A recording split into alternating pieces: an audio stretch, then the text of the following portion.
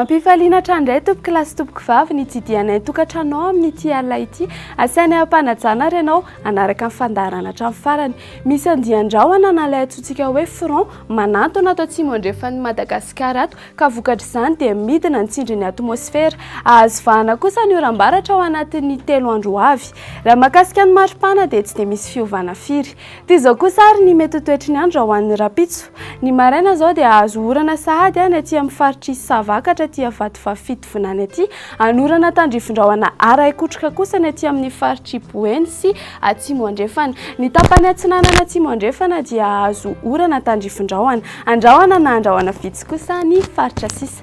Ny hariva kosa indray dia saika anoram-baratra amin'ny ankapobea ny faritra maro eto Madagasikara afa-tsy ny faritry Sava sy Antsimo atsinanana izay ifandimbiasan'ny rahona sy ny masoandro.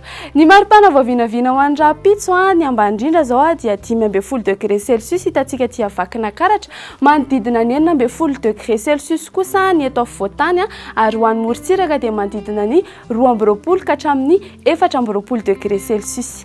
Ny ambony indrindra kosa indray dia mananika hatrany amin'ny 14 degré Celsius ihany hitantsika aty Maheva-Tanàna. Ny eto afovoantany kosa dia manodidina ny 13 ka hatramin'ny 15 degré Celsius ary ho an'ny morontsiraka dia manodidina ny 17 ka hatramin'ny 13 degré Celsius.